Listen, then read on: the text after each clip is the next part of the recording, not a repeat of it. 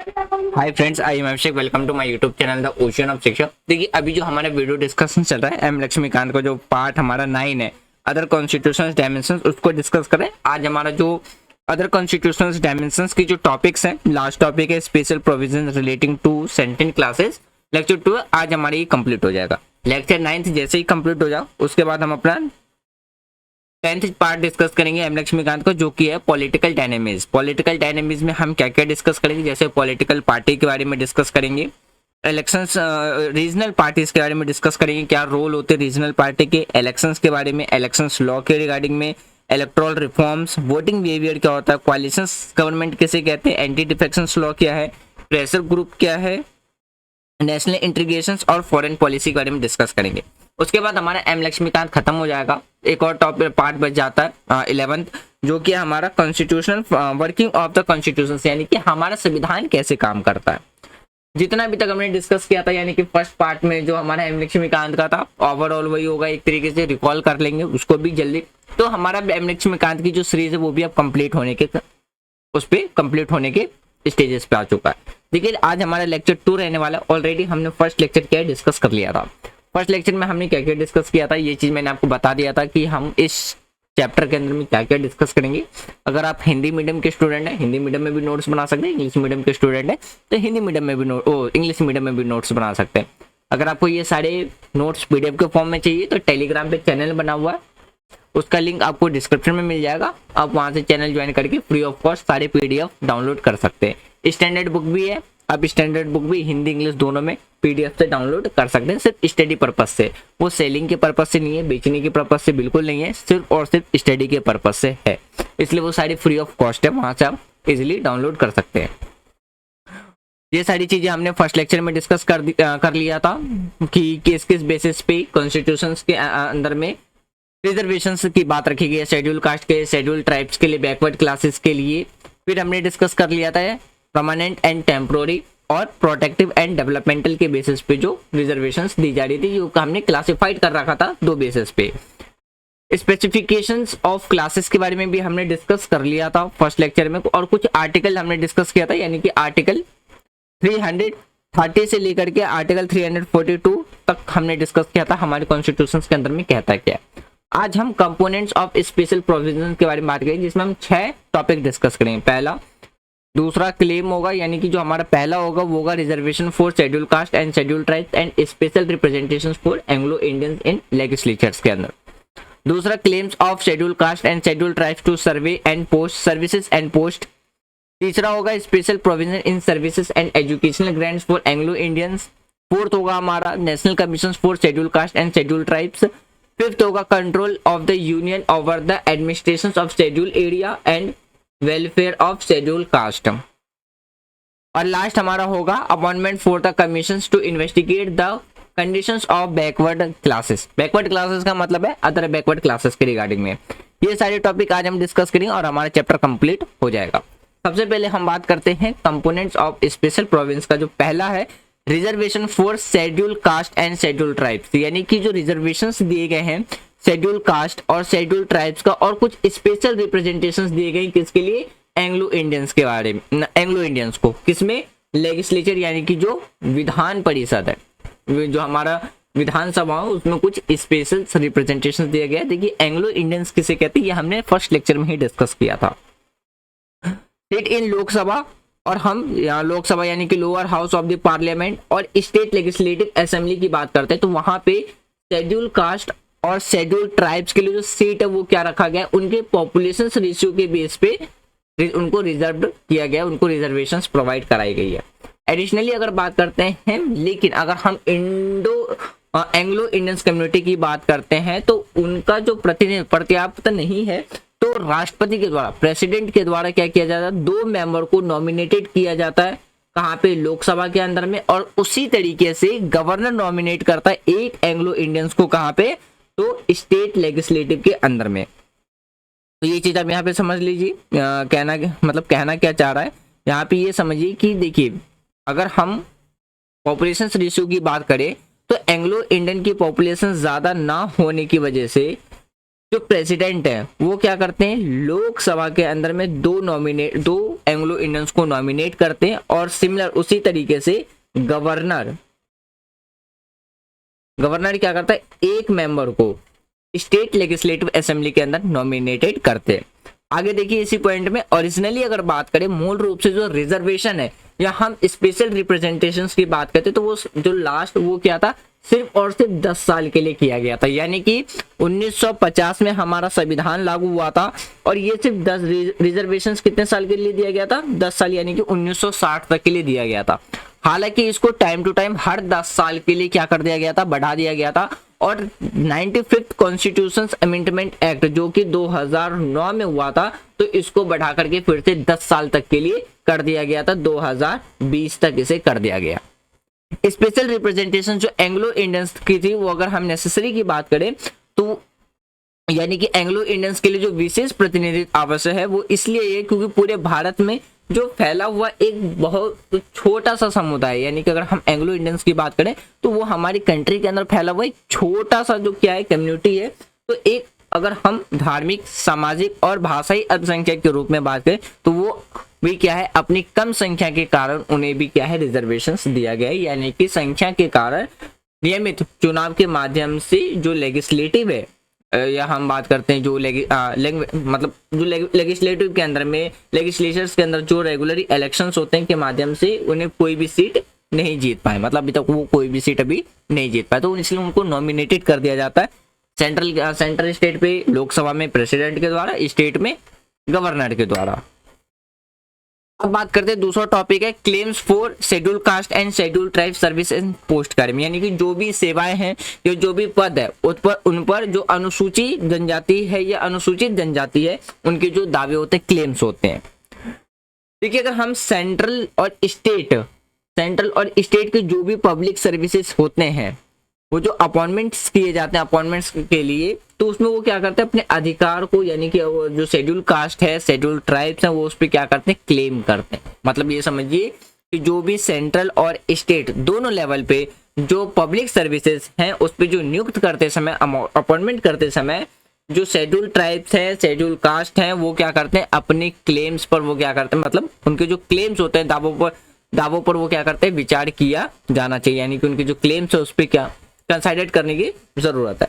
लेकिन बात करें इससे क्या होगा, जो हमारा एडमिनिस्ट्रेशन है, एडमिनिस्ट्रेशन की जो इफेक्टिवनेस अगर हम बात करते हैं, जो एडमिनिस्ट्रेशन की एफिशिएंसी है, वो और भी ज्यादा क्या हो जाएगी, कॉम्प्रोमाइज हो जाएगी, दक्षता से समझौता नहीं किया जाना चाहिए। हालांकि अगर बात करते हैं जो 82 कॉन्स्टिट्यूशन अमेंडमेंट एक्ट किया गया था 2000 में, यानी कि सन 2000 में जो हमारा 82nd कॉन्स्टिट्यूशन अमेंडमेंट हुआ था, तो उसमें एक स्पेशल प्रोविंस रखा गया था जिसमें बेनिफिट की बात रखी गई थी schedule caste and schedule tribes में। इसमें इंक्लूडिंग की गई थी कि उनको रिलैक्सिंग दी जाएगी उनके क्वालिफिकेशंस मार्क एग्जाम्स के अंदर, यानी कि अगर एग्जाम के अंदर कम मार्क्स भी आ रहे हैं तो उनको क्या किया जाएगा, इवोल्यूशंस किया जाएगा उनके स्टैंडर्ड, और एक स्पेसिफिकली उनको क्या दिया जाएगा, रिजर्वेशन दिया जाएगा, ताकि उनको प्रमोट किया जा सके, प्रमोशंस मिल सके, किसमें, जितने भी जो पब्लिक सर्विसेज हैं सेंट्रल और स्टेट लेवल पे। तो इसलिए आप देखोगे कि अगर आप सिविल सर्विस एग्जामिनेशंस की बात कर लो, स्टेट पब्लिक सर्विस कमीशंस की बात कर लो, तो शेड्यूल कास्ट और जो शेड्यूल ट्राइब्स हैं, उनकी जो मार्क्स होती हैं, उनकी कट ऑफ में भी कुछ रिलैक्सिंग देखने को मिल जाएगा, और उनको जो अटेम्प्ट्स होते हैं, वो भी अटेम्प्ट्स क्या होते हैं, ज्यादा दिए जाते हैं। तो इसका मेन रीजन यही है कि उनको प्रमोट करना है, प्रमोशंस करना है, इसके लिए सर्विस, और यानी कि जो पब्लिक सर्विसेज होते हैं उनके पोस्ट के लिए, उसके रिगार्डिंग में। देखिए अगला पॉइंट की बात करते हैं, वो है special provision in services and educational grants for Anglo Indians के बारे में। यहाँ पे हम एंग्लो इंडियंस की बात करेंगे।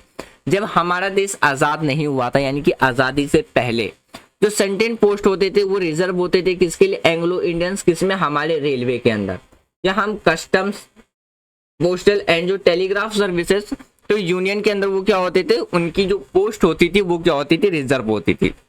सिमिलरली उसी तरीके से जो एजुकेशनल इंस्टीट्यूशंस होता था उसमें भी उन्हें क्या है, सर्टेन स्पेशल ग्रांट्स दिए जाते थे सेंट्रल और स्टेट में।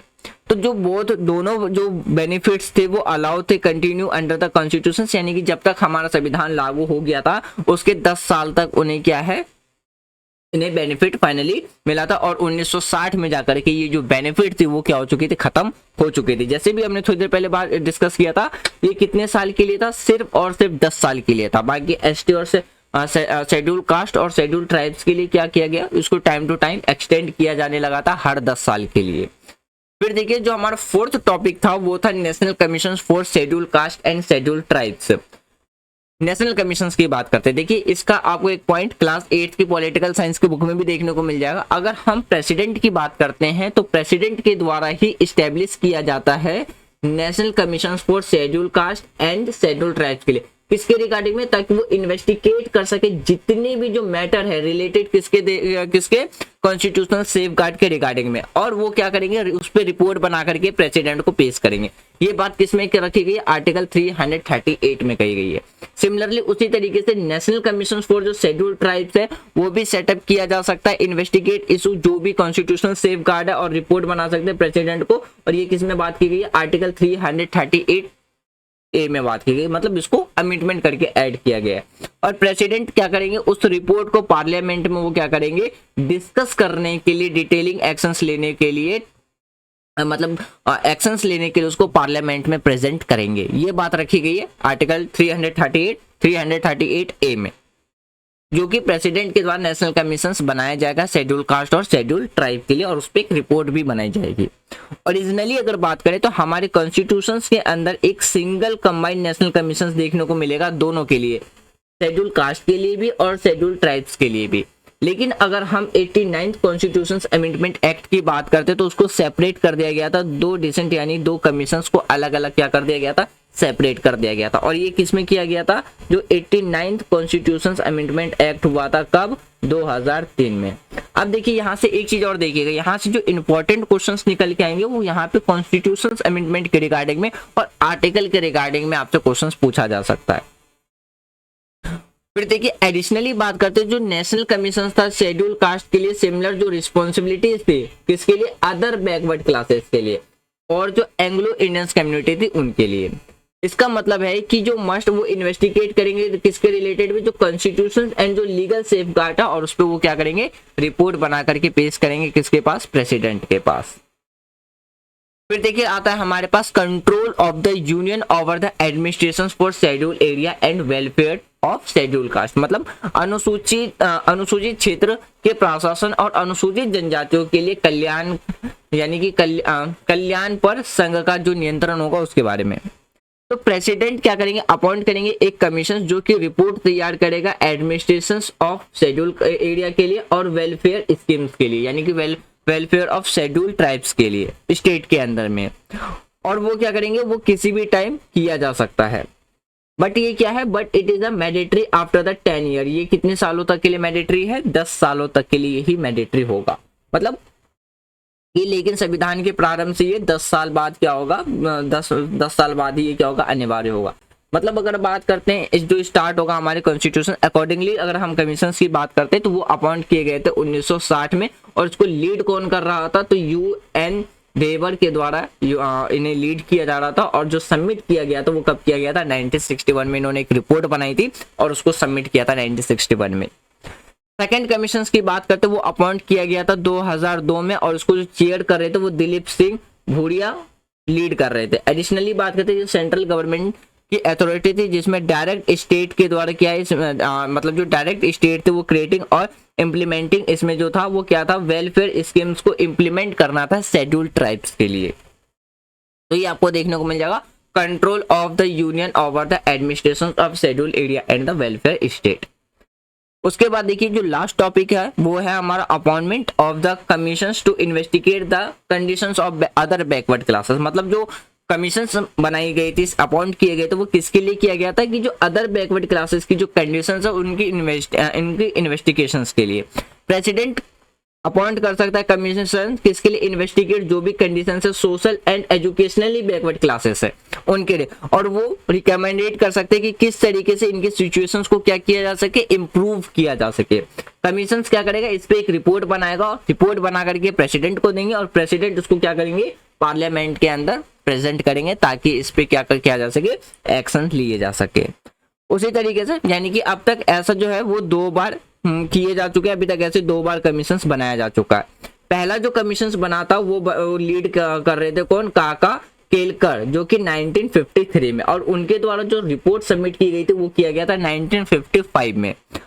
लेकिन उस पर बात करते तो नो एक्शन वाज टेकन, उस पर कोई भी एक्शन नहीं लिया गया था, क्योंकि उसमें जो रिकमेंडेशंस थे वो क्या आपको देखने को मिलेंगे, इम्प्रैक्टिकल और डिसएग्रीमेंट के वजह से क्या था, उसको इम्प्लीमेंट नहीं किया गया था। मतलब ये समझिए कि जो 1955 में उन्होंने अपनी जो रिपोर्ट पेश की थी, तो उस पे रिपोर्ट के अंदर जो उस पर कोई भी कार्रवाई नहीं की गई थी। इसलिए नहीं की गई, उसमें जो सिफारिश से लोग जो वो थे वो क्या थे, खुश नहीं थे, डिसएग्रीमेंट थे, इम्प्रैक्टिकल थे, तो इस वजह से उसे मतलब उस पर इम्प्लीमेंट नहीं किया गया था। सेकंड कमीशन की बात करते तो सेकंड कमीशन जो चेयर कर रहे थे वो बीपी मंडेला 1979 में जो कमीशंस बनाया गया था उसको लीड कर रहे थे, और उनके द्वारा जो रिपोर्ट पेश की गई थी वो 1980 में पेश किया गया था, 1980 में, और उनके जो रिकमेंडेशंस थे were not addresses until the 1990s। मतलब कि ये समझिए कि उनके द्वारा जो रिपोर्ट पेश की थी उनकी सिफारिश पर 1990 तक ध्यान नहीं दिया गया था। जब पीवी सिंह की गवर्नमेंट आते तो उनके द्वारा इंट्रोड्यूस किया गया कि जो भी गवर्नमेंट जॉब हैं उसमें 27% रिजर्वेशंस दिया जाएगा, किसको, अदर बैकवर्ड क्लासेस को। तो फ्रेंड्स हमारा डिस्कशन यहीं तक था। इसके रिगार्डिंग में जो भी इंपॉर्टेंट आर्टिकल्स थे वो मैंने आपको फर्स्ट लेक्चर में ही बता दिया था। अगर आप रिकॉल करना चाहें तो इस स्लाइड से आप रिकॉल भी कर सकते हैं। तो आज हमारा एम लक्ष्मीकांत का जो 9th पार्ट था वो भी कंप्लीट हो चुका है। आज की वीडियो खत्म करने से पहले एक छोटी सी इन्फॉर्मेशन, देखिए हमारी जो वीडियो सीरीज चल रही है एम लक्ष्मीकांत के साथ साथ हम previous year questions paper MCQ practice भी करते हैं, जो कि वीकेंड में होता है। वो हमारा 4 यूनिट में डिवाइडेड था। फर्स्ट यूनिट था हमारा हिस्ट्री, दूसरा था पॉलिटिकल साइंस, ये दोनों कंप्लीट हो चुकी है। अब तीसरा यूनिट चलेगा हमारा, वो होगा उसका जियोग्राफी का। एनसीईआरटी की बात करते हैं तो एनसीईआरटी में हमारा पॉलिटिकल साइंस क्लास 6 से 12 तक भी कंप्लीट हो चुकी है। वो सारी वीडियो आपको प्लेलिस्ट में देखने को मिल जाएगा, चैनल पे अपलोडेड है। वीडियो के रिगार्डिंग में आपको कोई भी सजेशंस देना है, कमेंट बॉक्स ओपन है, आप कमेंट बॉक्स में दे सकते हैं। अपना फीडबैक वीडियो को लाइक या डिसलाइक करके भी दे सकते हैं। यदि आपको वीडियो पसंद आ रही है तो वीडियो को लाइक कर सकते हैं, ज़्यादा से ज़्यादा चैनल को शेयर कर सकते हैं एंड सब्सक्राइब कर सकते हैं। Thanks for watching friend, take care, जय हिंद।